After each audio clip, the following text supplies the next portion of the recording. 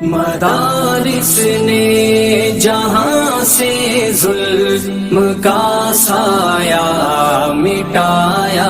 ہے پیام نستعین اما بعد اعوذ باللہ من الشیطان الرجیم بسم اللہ الرحمن الرحیم وذکر فإن الذکرى تنفع المؤمنین صدق اللہ العظیم وقال النبی صلی اللہ علیہ وسلم طلب العلم فریضۃ علی کل مسلم وقال النبی صلی اللہ علیہ وسلم من خرج فی طلب العلم فهو فی سبیل اللہ حتی یرجع او کما قال علیہ الصلاة والسلام۔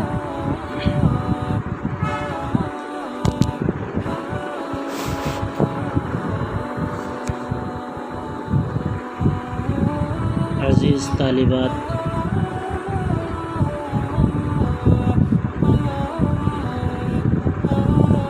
آج کا دن یوں تو تعلیم آپ کی کئی دنوں سے شروع ہو چکی ہے اور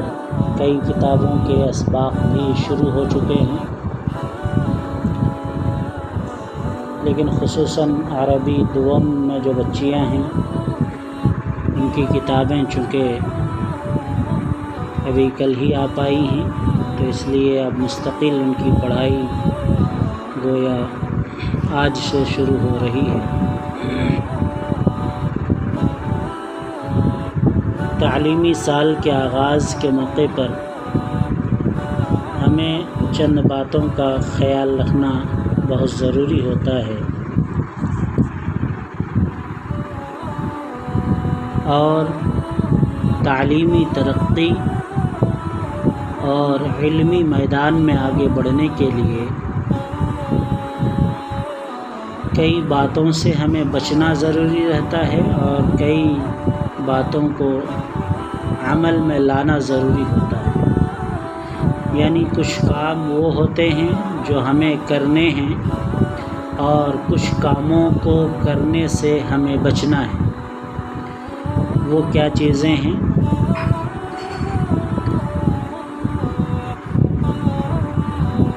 حضرت امام شافعی رحمۃ اللہ علیہ ایک بہت بڑے امام گزرے ہیں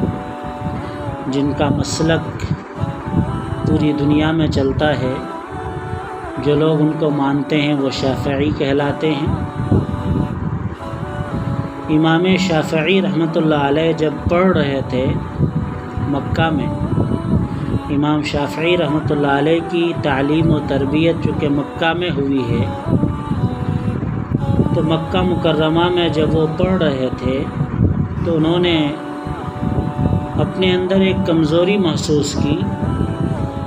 کہ ان کو سبق اچھے سے یاد نہیں ہوتا تھا۔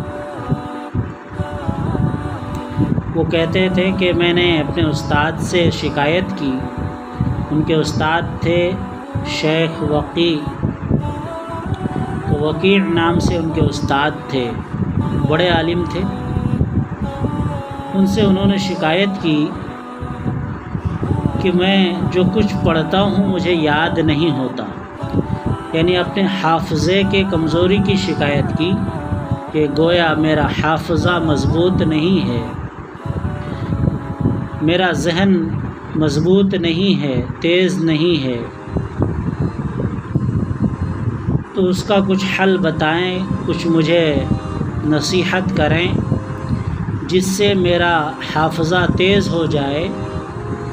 جو کچھ میں یاد کروں پڑھوں وہ مجھے یاد بھی رہے۔ چنانچہ حضرت وقیع نے اپنے شاگرد امام شافعی رحمۃ اللہ علیہ اس وقت جو طالب علم تھے ان کو نصیحت کی کہ یہ دینی علم جو آپ حاصل کر رہے ہیں یہ علم چونکہ اللہ کا نور ہے، یہ دین علم در حقیقت کیا ہے؟ اللہ کا نور ہے جو اللہ تبارک و تعالی نے اپنے نبیوں کے واسطے سے امتوں تک پہنچایا، انسانوں تک پہنچایا۔ تو ہمارا علم جو ہم دین علم حاصل کرتے ہیں،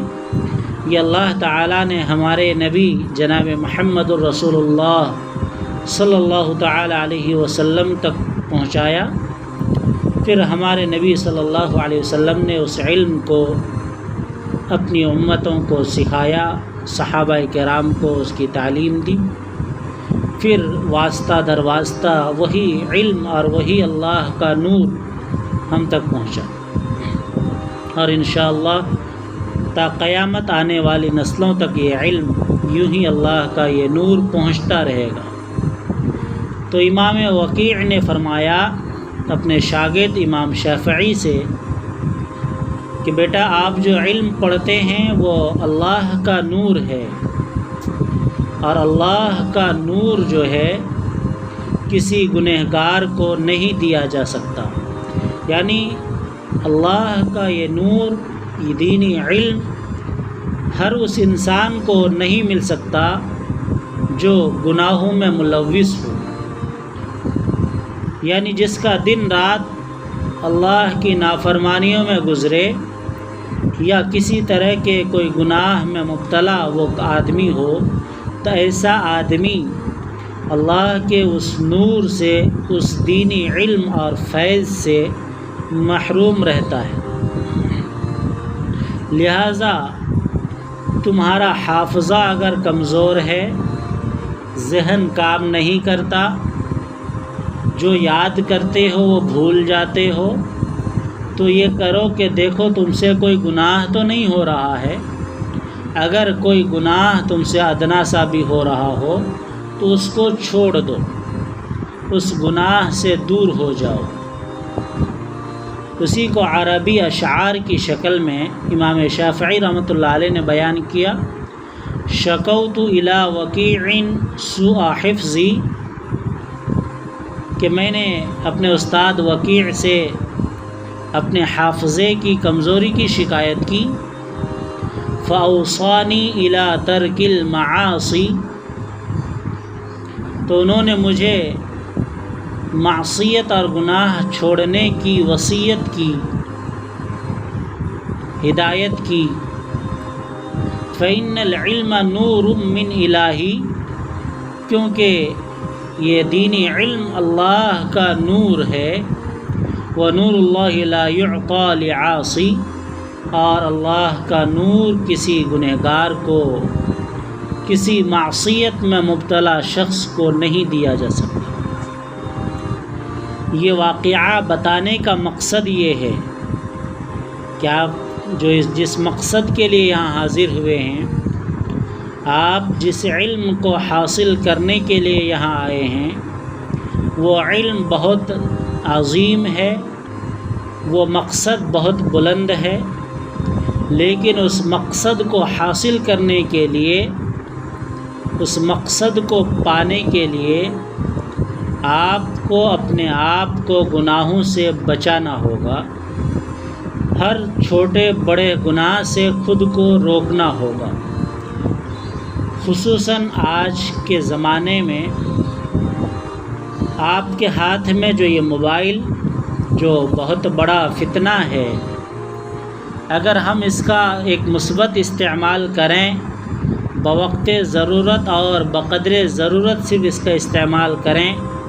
تو ایک مفید چیز ہے کہ ایک ضرورت پوری ہوتی ہے۔ لیکن اگر اس کا استعمال اس طور پر نہ ہو، بلکہ اس کا استعمال ضیاء وقت میں کیا جائے،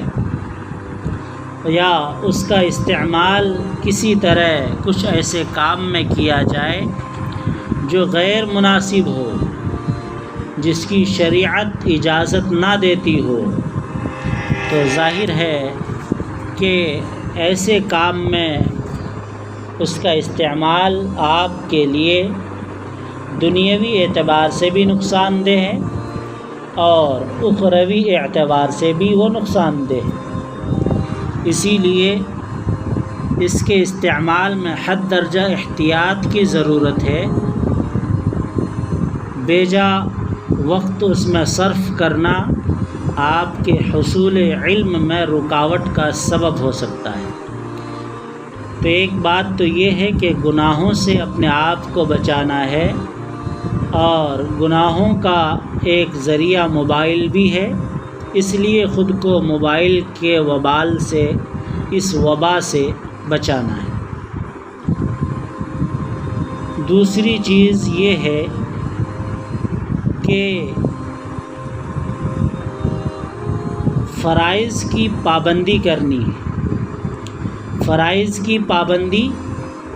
یعنی ایک کام یہ ہوا جو نہ کرنے کا تھا، معصیت سے بچنا ہے، اور ایک کام یہ ہے کہ فرائض پر عمل کرنا ہے۔ فرائض کیا ہیں آپ کے؟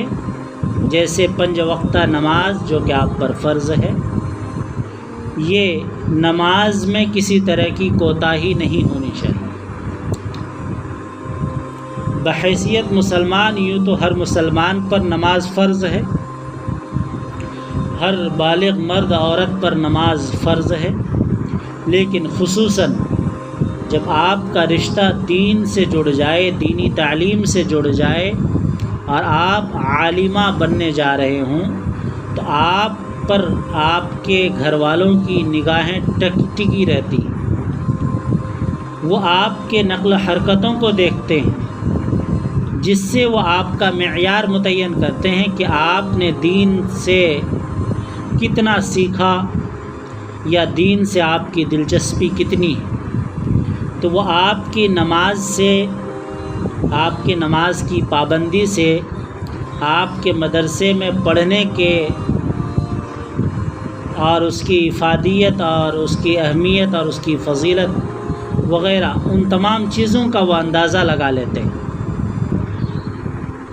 تو اگر آپ نماز میں کوتاہی کریں گے تو ظاہر ہے کہ آپ کے گھر والے بھی، اگر مثلاً گھر میں کوئی نماز نہ پڑھ رہا ہو، اس کو نماز کے لیے کہا جائے تو وہ فوراً یہ کہہ دے گا فلاں تو مدرسے میں پڑھتی ہے، اس کے باوجود وہ نماز نہیں پڑھتی۔ تو ظاہر ہے کہ فوراً آپ کے اوپر انگلی اٹھے گی۔ تو اس لیے آپ کو کوتاہی نہیں کرنی۔ ایک تو یہ کہ وہ آپ پر ویسے بھی فرض ہے، لیکن مدرسے میں پڑھنے کی وجہ سے عالمہ بننے جا رہے ہیں، جو کہ ایک بہت بڑی ذمہ داری ہے، اس لیے آپ پر یہ کام اور زیادہ اہمیت کے ساتھ لازم ہوتا ہے کہ آپ اس کام کو انجام دیں۔ اسی طرح قرآن کریم کی تلاوت کا اہتمام کرنا ہے۔ قرآن کریم کی تلاوت روزانہ فجر بعد کم سے کم 1 صفحہ یعنی ادنیٰ درجہ، کہ اگر آپ کو وقت نہیں ملا دن بھر میں، یا آپ بہت زیادہ مصروف ہیں، آپ کو چونکہ مدرسے کے کام بھی آپ کو کرنے ہیں، سبق یاد کرنا ہے، اور آپ کے اسکول اور کالجز کی بھی ذمہ داریاں ہیں، وہ اسباق بھی یاد کرنے ہیں، وہ کتابیں بھی پڑھنی ہیں، تو اس لیے کم سے کم 1 صفحہ تو لازماً پڑھ لیں روزانہ۔ اور سورہ یاسین کا اگر ہر دن فجر بعد پڑھنے کا معمول بنائیں تو یہ اور زیادہ خیر و برکت کے باعث ہے۔ یعنی سورہ یاسین کی تلاوت دن بھر میں انسان کو اپنے اللہ کے حفاظت میں لاتی ہے۔ یعنی گویا جو آدمی صبح سورہ یاسین کی تلاوت کر لے تو پورے 24 گھنٹے تک وہ اللہ کی حفاظت میں آ جاتا ہے، اللہ کی نگرانی میں آ جاتا ہے۔ یعنی اللہ تعالیٰ اس انسان کو گناہوں سے بچنے کی توفیق دیتا ہے اور نیک کاموں کے کرنے کی توفیق دیتا ہے۔ تو گناہوں سے بچاتا ہے اور نیک کاموں کی طرف اللہ دل کو مائل کرتا ہے۔ اس لیے کہ انسان کا جو دل ہے وہ اللہ تعالیٰ کے گویا 2 انگلیوں کے درمیان ہے۔ جس طرح یہ صرف تشبیہ دینے کے لیے ہے، ورنہ اللہ تعالیٰ اعضاء و جوارح سے پاک ہے، یعنی اللہ کے ہاتھ پیر نہیں ہے، لیکن ایک مثال دے کر سمجھانے کی طرح ہے کہ جیسے ایک آدمی کے ہاتھ میں اگر بال ہو، گیند ہو، تو تو وہ جس طرح چاہے اس کو گھما سکتا ہے، پھرا سکتا ہے، اسی طرح اللہ تعالیٰ کے ہاتھ میں گویا 2 انگلیوں کے بیچ میں انسانوں کے دل ہیں، اللہ جس طرف چاہے پھیر دیتا ہے۔ تو اللہ تعالیٰ نے کہا کہ سورہ یاسین کے میرے جو بندے تلاوت کریں گے تو گویا اللہ اپنے ان بندوں کو نیک کاموں کی طرف لگائے گا، دن بھر میں برے کاموں سے بچائے گا، اور اسی طرح آفات سے، مصیبتوں سے، بلیات سے اللہ حفاظت کرتا ہے اور گھر میں خیر و برکت نازل کرتا ہے۔ تو یہ تمام چیزیں ہیں کہ سورہ یاسین کی تلاوت اس معنی کر انتہائی اہمیت کی حامل۔ تو ایک معمول بنائیں کہ روزانہ آپ سورہ یاسین کی تلاوت کر لیا کریں، وہ بھی صبح کے ٹائم فجر کی نماز کے بعد، اور اس کے ساتھ صبح و شام کی دعاؤں کا اہتمام، سونے جاگنے کی دعائیں ہیں، کھانے پینے کی دعائیں ہیں، اسی طرح اور دیگر دن کے معمولات کی دعائیں ہیں، ان دعاؤں کا آپ اہتمام کریں اور اپنے گھر میں بھی ان چیزوں کا معمول بنائیں۔ اگر پہلے سے معمول بنا ہوا ہے تو بہت اچھا، لیکن اگر اس چیز کا معمول نہیں ہے تو آپ ان چیزوں کو بتائیں اور ان چیزوں کو عمل میں لانے کی کوشش کریں اور خود کر کے بتائیں کہ اس طرح کیا جاتا ہے۔ تو صبح و شام کے یہ معمولات یعنی دعاؤں کا اہتمام، تو یہ چند کام چھوٹے چھوٹے کرنے کے ہیں۔ نماز تو کمپلسری ہے جو ہر حال میں آپ کو پڑھنی ہے، اس میں کوتاہی نہ ہو۔ تلاوت قرآن کا اہتمام دن میں کم سے کم 1 بار، اور علی الاقل 1 صفحہ، زیادہ آپ جتنا چاہیں، جتنا اللہ آپ کو توفیق دے دے اس قدر آپ پڑھ لیں۔ اور پھر گناہوں سے بچنا ہے، ہر طرح کے چھوٹے بڑے گناہوں سے بچنا ہے۔ اس کے بعد ایک اور ضروری چیز یہ ہے کہ ہمیں اپنے اخلاق کو درست کرنا ہے، یعنی ہماری زبان سے کسی کو تکلیف نہ پہنچے، نہ ہماری کسی بات سے تکلیف پہنچے، نہ ہمارے کسی کام سے کسی کو تکلیف پہنچے، نہ ہم کسی کو برے القاب سے، برے الفاظ سے مخاطب کریں، کسی کا نام بگاڑ کر نہ پکاریں، کسی کو غلط رویے سے نہ بلائیں، کسی بڑے کے ساتھ بے ادبی سے پیش نہ آئیں، کسی چھوٹے کے ساتھ سختی سے پیش نہ آئیں، یعنی ہر کام میں اپنے اعلیٰ اخلاق اور بلند ظرفی کا مظاہرہ کریں، چونکہ اخلاق بہت ہی ضروری چیز ہیں کہ ہم ایک دوسرے کی عزت نفس کا بھی خیال رکھیں، ایک دوسرے کا احترام کریں، آپس میں آپ سہیلیاں بھی ایک دوسرے کا احترام کریں، ایک دوسرے کی عزت نہ اچھالیں، ایک دوسرے کی کوئی بات اگر کسی کو پتہ چل جائے تو اس بات کا اس کو محسوس نہ ہونے دیں۔ تو اس طرح آپس میں ایک دوسرے کی عزت اور ایک دوسرے کے تئیں احترام کا معاملہ یہ آپ کے علم کے سفر کو آسان کر دے گا، اس سے آپ کے درمیان محبت بڑھے گی، علم حاصل کرنے میں ایک دوسرے کی آپ مددگار بنیں گے۔ لیکن وہیں اگر ایک دوسرے پر آپ طعنہ کسیں، ایک دوسرے کی برائیاں کرنے میں لگ جائیں، ایک دوسرے میں خامیاں نکالنے لگ جائیں، ایک دوسرے کی ہر چھوٹی بڑی چیزوں پر نظر رکھنے لگ جائیں، تو ظاہر ہے کہ اس سے آپ کے رشتے بھی مضبوط نہیں ہوں گے، اور آپ کے سفر میں، آپ کے حصول علم کے اس سفر میں یہ چیز رکاوٹ بھی بنے گی، ایک دوسرے سے آپ کو شکایت ہونے لگے گی، اور ایک دوسرے سے دلی طور پر دوریاں بڑھ جائیں گی، کدورتیں آ جائیں گی، تو ایسے میں یہ چیز آپ کے لیے نقصان دہ ہو سکتی ہے۔ اسی لیے اعلیٰ اخلاق اور بلند اخلاق کا مظاہرہ کریں، اعلیٰ ظرفی کا مظاہرہ کریں کہ آپ کے کردار سے کسی کو کوئی تکلیف نہ پہنچے، آپ کی ذات سے کسی کو کوئی نقصان نہ پہنچے۔ ہاں، فائدہ ایک دوسرے کو پہنچانے کا ہر وقت خیال رکھیں، ہمیشہ اس چیز میں آگے رہیں کہ اپنی ذات سے دوسرے کو فائدہ پہنچائیں۔ مثلا ایک دن ایک بچی سبق میں نہیں آئی، اس دن جن کتابوں کا سبق ہوا، اب اگلے دن وہ بچی آئی ہے تو کل کے چھوٹے ہوئے اسباق اس بچی کو یاد کرانا تمام موجود بچیوں کی ذمہ داری ہے کہ جو موجود تھیں کلاس میں، وہ اپنی اس سہیلی کو، اپنی اس بہن کو وہ اسباق بتائیں جو کل پڑھائے گئے تھے، کہ کل یہ سبق پڑھایا گیا تھا، یہ تمرین دی گئی ہے، یہ کاپی لکھائی گئی ہے، وہ تمام چیزیں ایک دوسرے کو بتائیں۔ اس میں ایسا نہ ہو کہ آپ اپنی کاپی بھی دکھانے کو تیار نہ ہوں، نہ ان کو سبق بتانے کو تیار ہوں۔ ظاہر ہے کہ یہ چیز ہمارے لیے کبھی بھی مفید نہیں، چونکہ ایک بہترین مسلمان وہ ہے جو دوسرے کو بھلا پہنچائے، دوسرے کی بھلائی اور خیرخواہی کرے۔ خیر الناس من ينفع الناس، حدیث شریف میں کہا گیا کہ سب سے بہترین لوگ وہ ہیں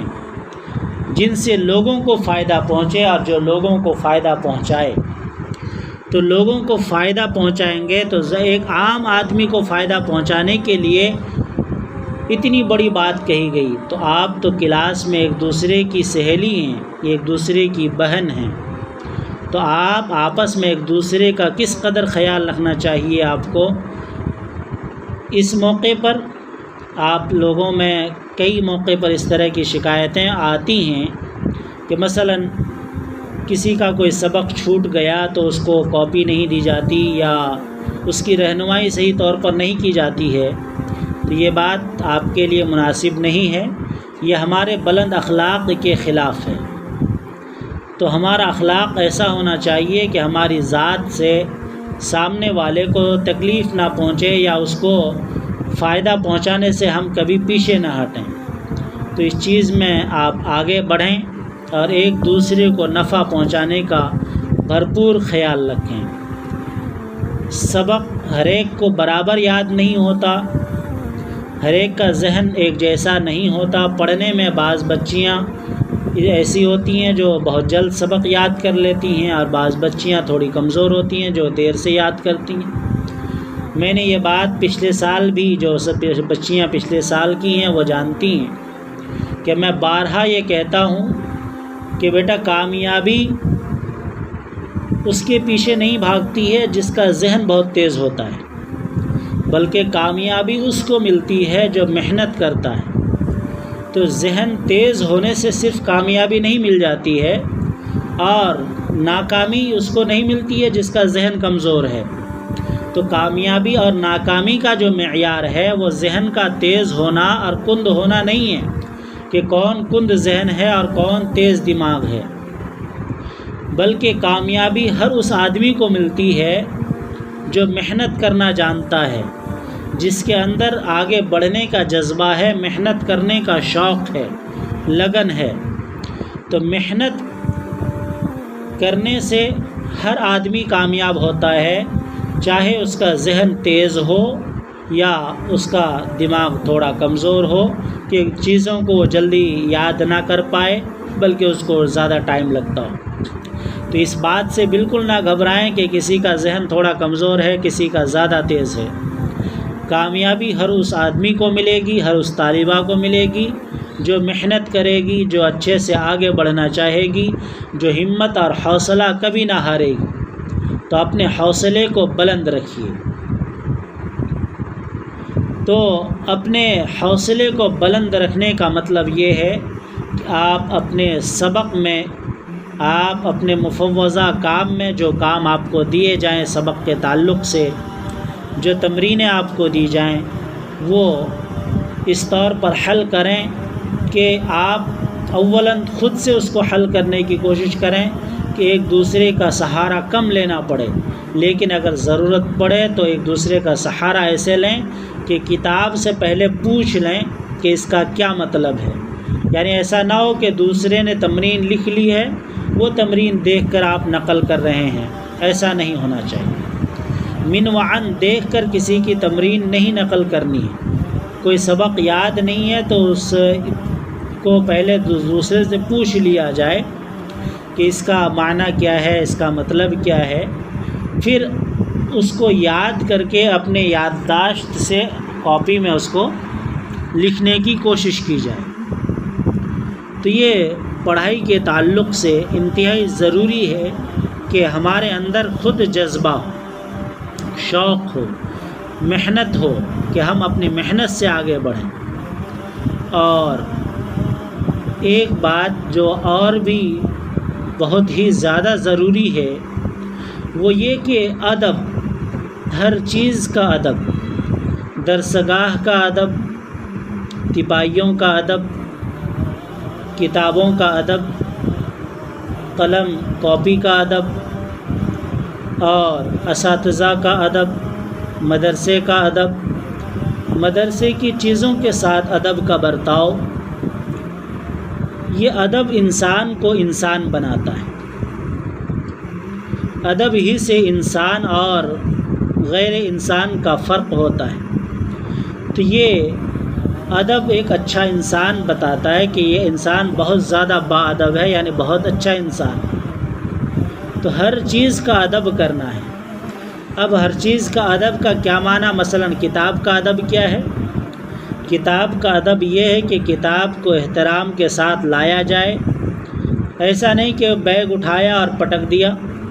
کوئی کتاب اٹھائی اور نیچے گرا دی، بلکہ کتاب کو احترام کے ساتھ دونوں ہاتھ سے اٹھایا جائے اور اس کو کھول کر صحیح سے پڑھا جائے۔ یہ نہیں کہ کتاب پیچھے کھلی ہوئی ہے اور ادھر پیٹ کر کے بیٹھ گئے، تو یہ بھی ایک کتاب کے احترام کے خلاف ہے۔ دارالعلوم دیوبند میں ایک بڑے محدث گزرے ہیں، علامہ انور شاہ کشمیری رحمۃ اللہ علیہ۔ کتاب کا ادب کا معاملہ ان کا یہ تھا کہ کتاب کے سائیڈ میں جو بسا اوقات بعض لائنیں کتاب کے سائیڈ میں لکھی رہتی ہیں، دائیں سائیڈ میں، کبھی اوپر سائیڈ میں، جس کو حاشیہ کہتے ہیں۔ جو عربی دوم کی بچیاں ہیں اس سال ہدایت النحو میں دیکھیں گی کہ ہدایت النحو میں چوطرف سے حاشیہ لگا ہوا ہے۔ تو حاشیہ جو ہے رائٹ سائیڈ سے اوپر کی طرف سے بھی ہے اور اسی طرح کتاب کے بائیں سائیڈ سے بھی یا نیچے کی طرف سے بھی ہے، تو 3 سائیڈ سے حاشیہ لگا ہوا ہے۔ علامہ انور شاہ کشمیری رحمۃ اللہ علیہ، جن کو بخاری، مسلم، ابو داؤد یعنی صحیح ستہ تمام کتابیں حدیث کی ان کو زبانی یاد تھیں، بالکل مطلب پہلی حدیث سے آخر حدیث تک 1 لاکھ سے زیادہ حدیثیں ان کو یاد تھیں۔ اس آدمی کا، اتنے بڑے عالم، اتنے بڑے محدث، ان کا عالم یہ تھا کہ جب کتاب کھول کر کے پڑھنے بیٹھتے تھے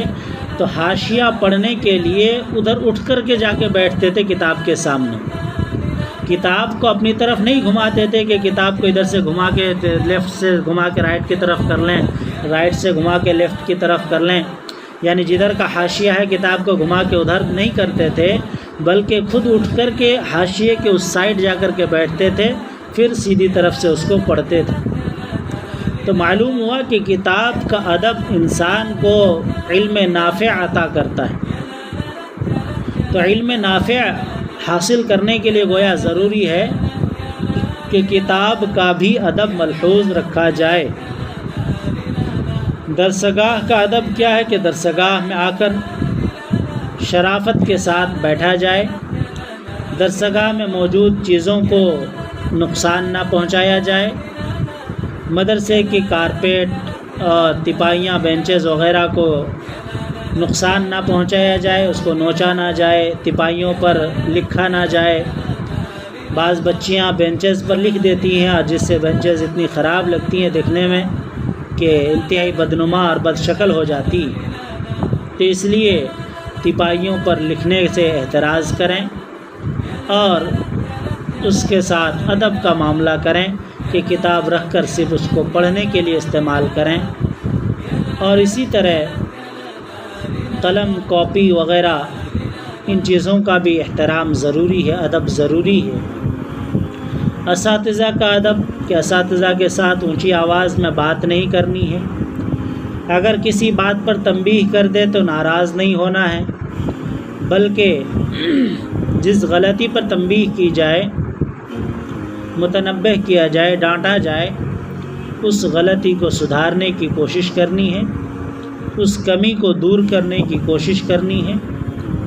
اور ساتھ ہی اپنے گھر میں جو آپ کے لوگ ہیں وہ آپ کے حسن اخلاق کے، ان کے ساتھ اچھے برتاؤ کے وہ زیادہ مستحق ہیں۔ یعنی آپ اپنے گھر میں موجود لوگوں کے ساتھ، اپنے والدین کے ساتھ، اپنے بھائی بہنوں کے ساتھ، اور گھر میں دیگر جو بھی آپ کے فیملی ممبرس ہوں،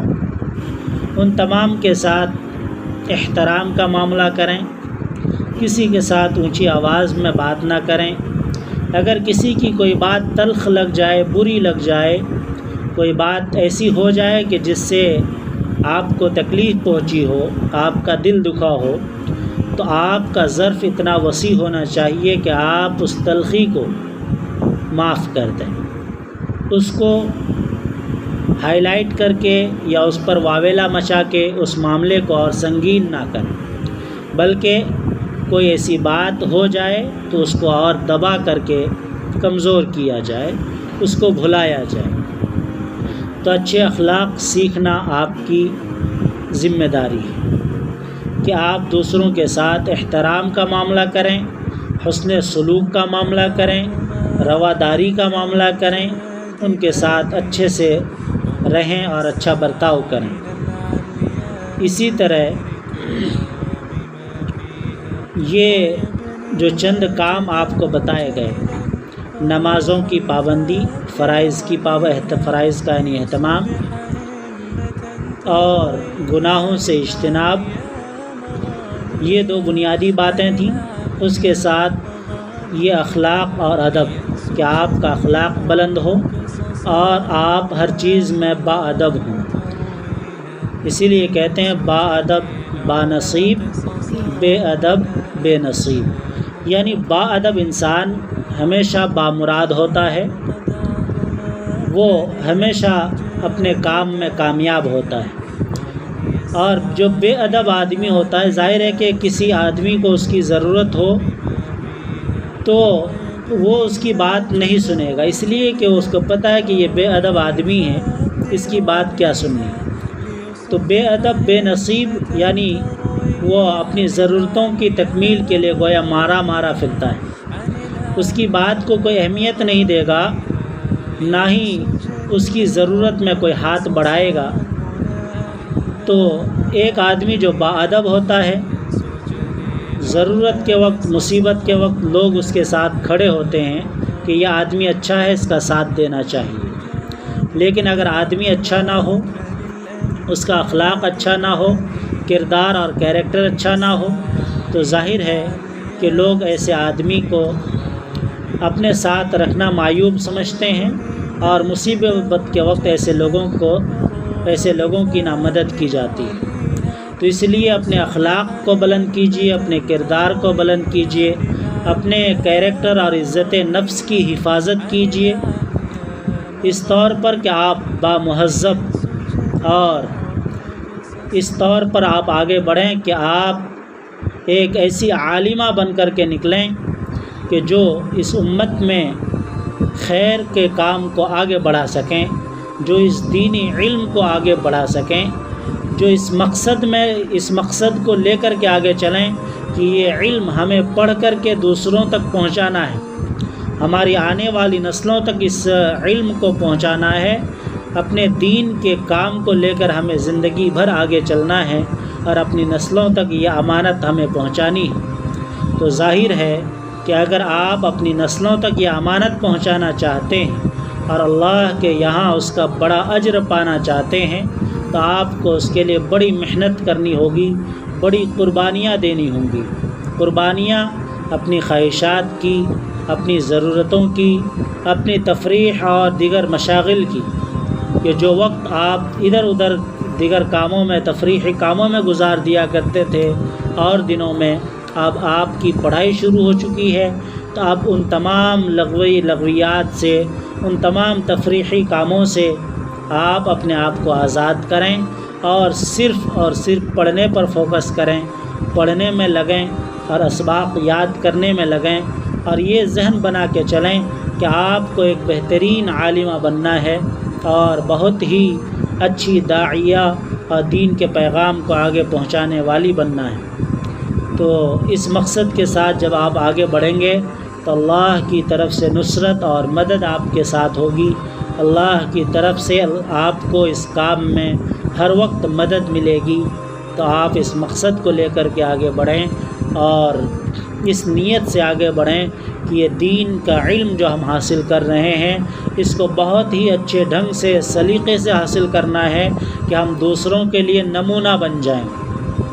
ہم بھیڑ میں اضافہ نہ ہوں بلکہ اس بھیڑ کا سردار بن جائیں۔ تو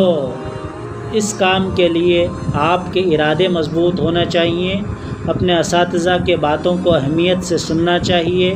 اور ان باتوں پر عمل کرنا آپ کے لیے اخلاقی فریضہ بھی ہے اور آپ کے علمی ترقی کا ضامن بھی۔ تو آج انہی باتوں پر جو ہے میں اپنی بات ختم کرتا ہوں۔ کل سے میں باضابطہ انشاءاللہ تمام کتابوں کا سبق شروع کروں گا۔ آج یہی بات ختم کی جاتی ہے اور پڑھنے میں آپ لوگ لگیں۔ جزاکم اللہ۔